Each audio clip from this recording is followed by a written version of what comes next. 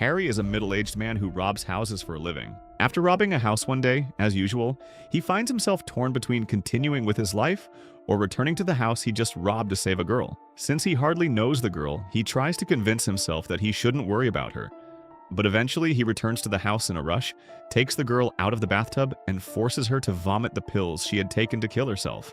As Harry places her on the bed, the scene cuts to a flashback to explain the events leading to this moment. One evening, Harry's girlfriend Lana visits him for a date night. Their relationship is on the verge of collapse as they seem to be disconnected from each other. While they talk, Lana notices a fish tank that he claims to have bought. The movie then cuts to one day earlier, showing how Harry actually got it. Harry works with his cousin Chris, and the two of them are closely watching a family who is leaving for a vacation. He captures the entry passcode with his binoculars, and after the family leaves, the two enter the house right away. They collect several expensive items, and in a matter of minutes, they load them into their truck. While leaving the house, Harry notices a small fish tank and takes it with him. Later, Chris tells Harry that he no longer wants to steal for a living. He's getting older and wants to do a real job, but Harry laughs it off and doesn't take him seriously. Back in the present, Harry and Lana are having dinner when he tells her that Chris is planning to leave soon. Lana says that it's good for Chris that he wants to do a real job and suggests Harry give it a shot as well. However, he dismisses her by saying that he enjoys his work and is also very good at it. Afterward, the two make love to each other.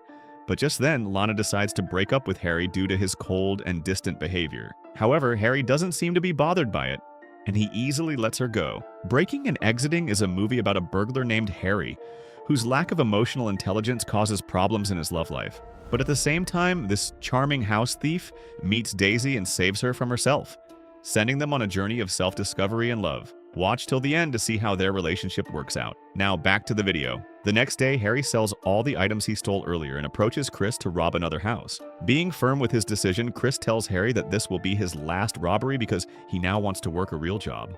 Later, the duo arrives in front of a house and finds out that the owner leaves the key under the mat. After the family leaves, Chris is ready to enter the house, but Harry asks him to wait because he thinks the owner will come back to get something he forgot. Chris doesn't believe it, but true to Harry's words, the owner returns to get his charger. After the owner leaves, Chris and Harry go inside the house and start looking for valuable items. Chris stays downstairs to pick up some electronics while Harry heads upstairs. Unfortunately for them, the owner returns once again and is shocked to see Chris inside his home. He chases Chris and nearly catches him, but Harry arrives just in time and hits him with a jar. The two somehow manage to escape and make it back to their house. Chris is horrified by the event while Harry is thrilled and invites Chris to rob the next house. However, Chris declares that he's had enough and leaves right away. The next day, Harry plans his next mission and tries to get in touch with Chris, but Chris doesn't respond to his calls or texts. He then realizes that perhaps Chris was being serious about quitting and decides to commit the robbery alone. He enters the gate passcode, which he'd likely observed earlier, and spray paints the gate sensor. Then he uses the back door to enter the house,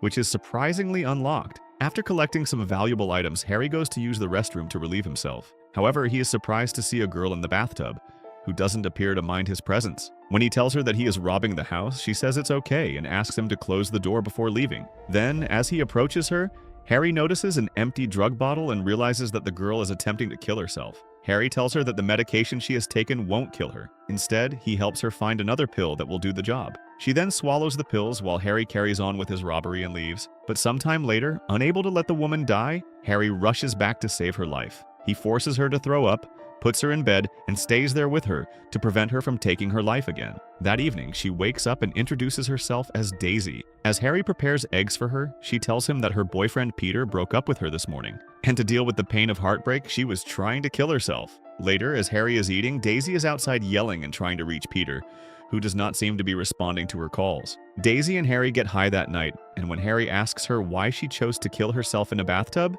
she tells him that if the pills don't work, she can drown. But Harry suggests that the swimming pool would be a better option for that, and Daisy responds by saying that she hadn't thought of it. Meanwhile, Harry constantly watches over her and does not let her out of sight, even while she needs to use the restroom. Later, they watch a movie together, and Daisy eventually falls asleep in Harry's arms. The next morning, Harry's constant supervision over Daisy drives her crazy, and she asks him to leave. She argues that there is no use in trying to care for her because she will eventually kill herself. However, Harry patiently tells her that he will leave her alone, but only if she has one dinner with him before killing herself. Daisy agrees to the terms, hoping that he will then leave her alone after that. Harry and Daisy ride the motorcycle to buy fish and other ingredients for the dinner. In the evening, he starts cooking as Daisy is outside ranting and leaving voicemails for Peter, who still hasn't answered her calls. As she makes her way upstairs, Harry tells her to get dressed for the occasion, since it will be her last dinner. While she is getting ready, Harry is cooking the barbecue when Chris finally calls him back. Chris tells him that he has moved on with his life,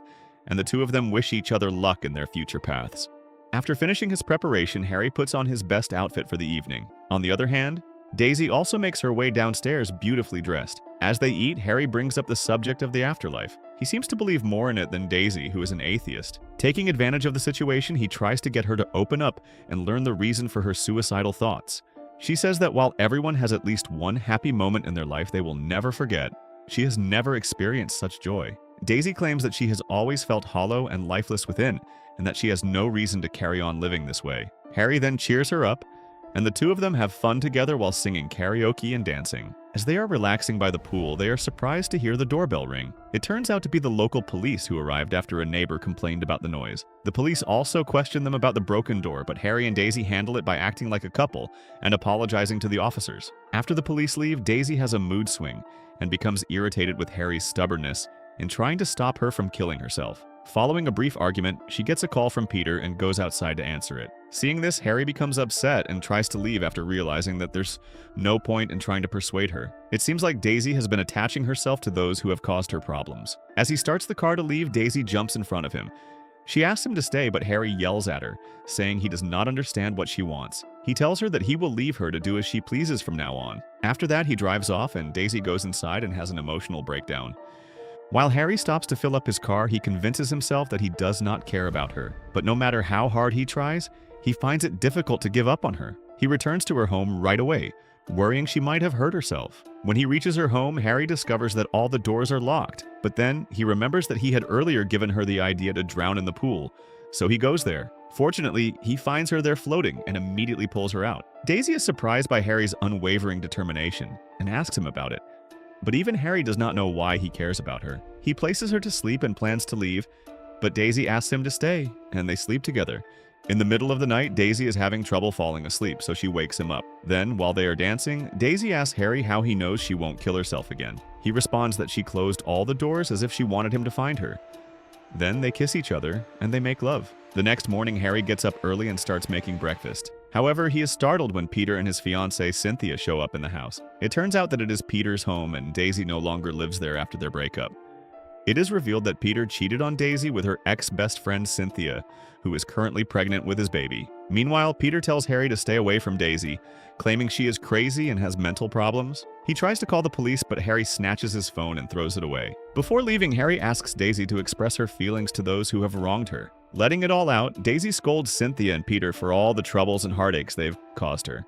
Afterward, Harry and Daisy arrive at his house, only to find out that he has been robbed. The movie ends with Harry narrating that life is a summary of the decisions we make, and that each day is an opportunity to decide what we want. And that's where our story ends, friends.